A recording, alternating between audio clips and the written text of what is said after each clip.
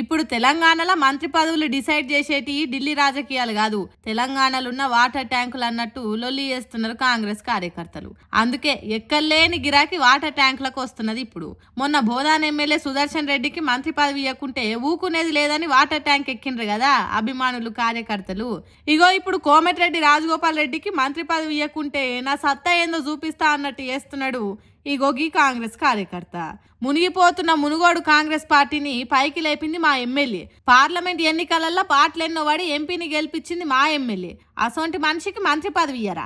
రాజగోపాల్ రెడ్డి అంటే రాజకీయాలలో రాటు తేలినోడు, అటు పోయే గాలిని ఇటు తిప్పేటోడు. అట్లాంటి మనిషికి మంత్రి పదవి ఇచ్చేతానికి మీకు ధైర్యం ఎందుకు వస్తలేదు అన్నట్టు నీళ్ళ ట్యాంక్ ఎక్కిండు.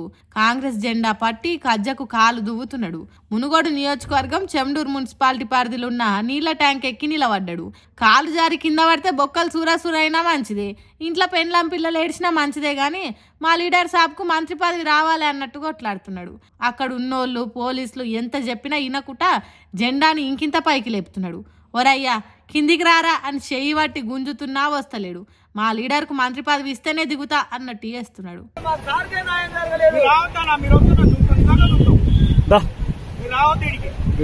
మాట్లాడుతున్నారా?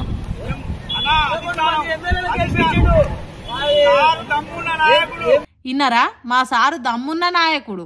తాను గెలుచుడే కాదు ఎంతో మందిని గెలిపించిండు.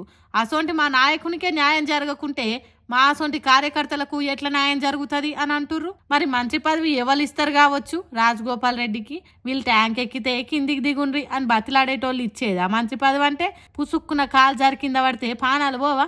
మంత్రి పదవి ఇవ్వాలనా వద్దా అనేది ఢిల్లీ పెద్దలు చూసుకుంటారు. మీరెందుకు పానాల మీద తెచ్చుకుంటారు?